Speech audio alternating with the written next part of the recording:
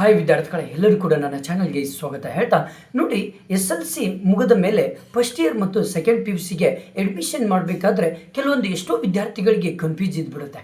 ಹಾಗಾದರೆ ನೋಡಿ, SLCಯಲ್ಲಿ 6 ಸಬ್ಜೆಕ್ಟ್ಗಳನ್ನು ಬೇರೆ ಸಬ್ಜೆಕ್ಟ್ಗಳನ್ನು ಕಲ್ತಿರ್ತಾರೆ. ಅಂದರೆ ವಿಜ್ಞಾನ, ಸೋಷಿಯಲ್ ಸೈನ್ಸ್, ಹಾಗೆ ಹಿಂದಿ, ಕನ್ನಡ, ಇಂಗ್ಲೀಷು ಮತ್ತು ಮ್ಯಾಥಮೆಟಿಕ್ಸ್. ಈ 6 ಸಬ್ಜೆಕ್ಟ್ಗಳನ್ನು ಕಲಿತಂತಹ ಒಂದು SLC ವಿದ್ಯಾರ್ಥಿಗಳಿಗೆ ಒಂದು ಏನಪ್ಪ ಅಂದರೆ ಒಂದು ಕನ್ಫ್ಯೂಸ್ ಏನಾಗುತ್ತೆ ಅಂದರೆ, ಮುಂದೆ PUCಗೆ ಅಡ್ಮಿಷನ್ ಮಾಡಬೇಕಾದ್ರೆ ಯಾವ್ಯಾವ ಸಬ್ಜೆಕ್ಟ್ಗಳನ್ನು ತೆಗೆದುಕೊಳ್ಬೇಕು, ಯಾವ್ಯಾವ ಸಬ್ಜೆಕ್ಟಲ್ಲಿ ಏನೇನಿರುತ್ತೆ, ಯಾವ ಸಬ್ಜೆಕ್ಟಲ್ಲಿ ಯಾವ ವಿಷಯ ಅಡಗಿ ಇರುತ್ತೆ ಅನ್ನೋದನ್ನು ಕೂಡ ಯಾವುದೇ ಒಂದು ಮಾಹಿತಿ ಇಲ್ಲದೆ ಇರುವಂತಹ SLC ವಿದ್ಯಾರ್ಥಿಗಳಿಗೆ ತುಂಬ ಕನ್ಫ್ಯೂಸ್ ಆಗಿಬಿಡುತ್ತೆ.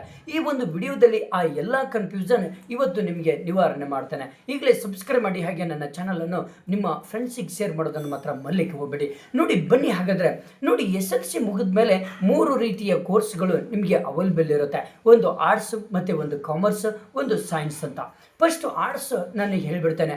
ನೋಡಿ, ಆರ್ಟ್ಸ್ ವಿದ್ಯಾರ್ಥಿಗಳಿಗೆ 2 ಮೀಡಿಯಮಲ್ಲಿ ಕೂಡ ಕಲಿಬೋದು. ಒಂದು ಇಂಗ್ಲೀಷ್ ಮೀಡಿಯಮ್, ಇನ್ನೊಂದು ಕನ್ನಡ ಮೀಡಿಯಮ್, 2 ರೀತಿಯಲ್ಲಿ ಕಲಿಬೋದು. ಇಲ್ಲಿ ಸಬ್ಜೆಕ್ಟ್ ಕಾಂಬಿನೇಷನ್ ಹೇಗೆ ಬರುತ್ತೆ ಅಂದರೆ, ಆರ್ಟ್ಸ್ ಮತ್ತು ಎಜುಕೇಷನ್ ಅಂತ 2 ಭಾಗಗಳು ಬರ್ತದೆ ಆರ್ಟ್ಸಲ್ಲಿ. ಎಜುಕೇಷನ್ ಅಂದರೆ ಏನಪ್ಪ ಅಂದರೆ, ಎಜುಕೇಷನಲ್ಲಿ ಯಾವ್ಯಾವ ಸಬ್ಜೆಕ್ಟ್ಗಳು ಬರ್ತದೆ ಅನ್ನೋದನ್ನು ನೋಡೋಣ. ನೋಡಿ, ಒಂದು ಕನ್ನಡ ಬರುತ್ತೆ.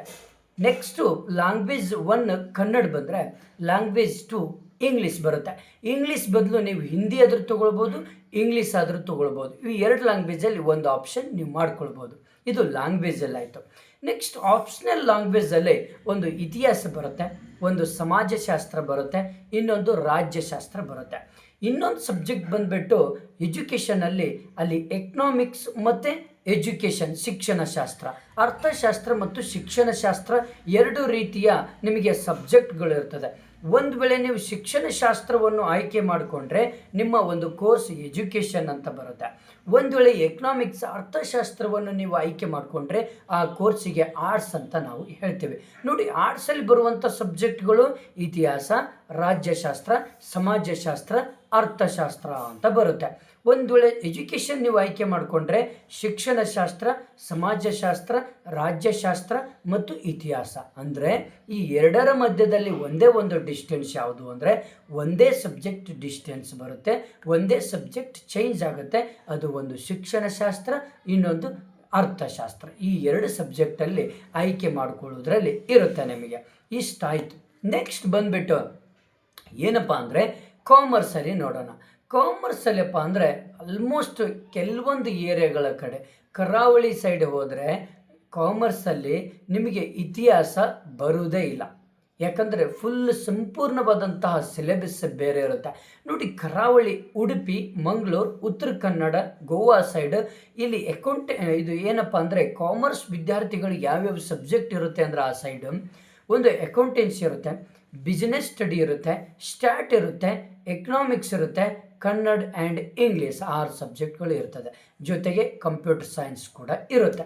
ಇಷ್ಟು ಸಬ್ಜೆಕ್ಟ್ಗಳು ಇರ್ತದೆ. ಅಂದರೆ ಆ ಕಡೆ ಒಂದು ಕರಾವಳಿ ಸೈಡ್. ಒಂದು ವೇಳೆ ನೀವು ಉತ್ತರ ಕರ್ನಾಟಕ ಸೈಡ್ ಬಂದರೆ, ಒಂದು ಮಲೆನಾಡು ಮತ್ತು ಕರಾವಳಿ ಸೈಡ್ ಸಬ್ಜೆಕ್ಟ್ಗಳು ಬೇರೆ ಇರ್ತದೆ. ಯಾವುದು? ಕಾಮರ್ಸ್ ವಿದ್ಯಾರ್ಥಿಗಳು. ಒಂದು ವೇಳೆ ನೀವು ಉತ್ತರ ಕರ್ನಾಟಕ ಅಂದರೆ ಬಿಜಾಪುರ, ಧಾರವಾಡ, ಗುಲ್ಬರ್ಗ, ಬಾಗಲಕೋಟೆ, ರಾಯಚೂರು ಈ ಕಡೆ ಎಲ್ಲ ಬಂದರೆ ಇಲ್ಲಿ ಅಕೌಂಟೆನ್ಸಿ ಒಂದು ಸಬ್ಜೆಕ್ಟ್ ಇರುತ್ತೆ, ಮತ್ತು ಬಿಸ್ನೆಸ್ ಸ್ಟಡಿ, ಎಕನಾಮಿಕ್ಸ್, ಹಿಸ್ಟ್ರಿ, ಇತಿಹಾಸ, ಕನ್ನಡ ಮತ್ತು ಇಂಗ್ಲೀಷ್ 6 ಸಬ್ಜೆಕ್ಟ್ಗಳು ಇರುತ್ತೆ ಅಕೌಂಟೆನ್ಸಿಯಲ್ಲಿ. ಅಂದರೆ ಈ ರೀತಿಯಲ್ಲಿ ಸಬ್ಜೆಕ್ಟ್ಗಳು ಬೇರೆ ಬೇರೆ ಆಗ್ತದೆ. ಓಕೆ, ನೆಕ್ಸ್ಟ್ ಸೈನ್ಸ್ ಅಂತೂ ಸೇಮ್ ಇರುತ್ತೆ. PCMB ಇರುತ್ತೆ, ಮತ್ತು PCMBಯಲ್ಲಿ ಆಲ್ಮೋಸ್ಟ್ ಎಲ್ಲ ಕಡೆ PCMB ಇರುತ್ತೆ. ಒಂದು ವೇಳೆ PCMB ಸಿಗಲಿಲ್ಲ ಅಂದರೆ ನಿಮಗೆ ಕಂಪ್ಯೂಟರ್ ಸೈನ್ಸ್ ಇರುತ್ತೆ. ಓಕೆ, ಇಷ್ಟು ವ್ಯತ್ಯಾಸಗಳು ಇರ್ತದೆ. ಹಾಗಾದರೆ ಇವಾಗ ಆರ್ಟ್ಸಲ್ಲಿರುವಂತಹ ಎಲ್ಲ ಸಬ್ಜೆಕ್ಟ್ಗಳು ಯಾವ್ಯಾವ ವಿಷಯ ಇರುತ್ತೆ ಅನ್ನೋದು ನೋಡೋಣ. ಯಾವ್ಯಾವ ಸಬ್ಜೆಕ್ಟ್ ಯಾವ್ಯಾವ ವಿಷಯದ ಬಗ್ಗೆ ಒಳಗೊಂಡಿರುತ್ತೆ ಅನ್ನೋದು ಕೂಡ ನೋಡೋಣ. ಇತಿಹಾಸ ಅಂದರೆ ಗೊತ್ತಿರುತ್ತೆ, ಹಿಸ್ಟ್ರಿ ಅಂದರೆ ಇತಿಹಾಸ. ಬರೀ ಇತಿಹಾಸದ ಬಗ್ಗೆ ವಿಶೇಷವಾದಂತಹ ಒಂದು ರಾಜ್ಯ ಮನೆತನಗಳು ಮತ್ತು ಧರ್ಮ, ಸನಾತನ ಧರ್ಮದ ಬಗ್ಗೆ, ಒಂದು ಇಸ್ಲಾಂ ಧರ್ಮದ ಬಗ್ಗೆ, ಕ್ರಿಶ್ಚಿಯನ್ ಧರ್ಮದ ಬಗ್ಗೆ, ಮತ್ತು ಸಮಾಜ ಸುಧಾರಕರ ಬಗ್ಗೆ, ಇವೆಲ್ಲ ವಿಷಯಗಳನ್ನು ಒಳಗೊಂಡಂಥ ವಿಷಯ ಯಾವುದು ಅಂದರೆ ಅದು ಯಾವುದು? ಇತಿಹಾಸ ಒಳಗೊಂಡಿರ್ತದೆ. ನೆಕ್ಸ್ಟ್ ಬಂದುಬಿಟ್ಟು ರಾಜ್ಯಶಾಸ್ತ್ರ, ಪೊಲಿಟಿಕಲ್, ರಾಜಕೀಯವಾದಂಥ ವಿಷಯಗಳನ್ನು ಒಳಗೊಂಡಂತಹ ಒಂದು ವಿಷಯ ಯಾವುದಾಗಿರ್ತದೆ ಅಂದರೆ ರಾಜ್ಯಶಾಸ್ತ್ರವಾಗಿರ್ತದೆ. ಅರ್ಥಶಾಸ್ತ್ರ ಅಂದರೆ ಆರ್ಥಿಕ ವ್ಯವಸ್ಥೆಯನ್ನು ಒಳಗೊಂಡಂಥ ಒಂದು ವಿಷಯವನ್ನು ಒಳಗೊಂಡಂಥ ವಿಷಯ ಯಾವುದು ಅಂದರೆ ಅರ್ಥಶಾಸ್ತ್ರ.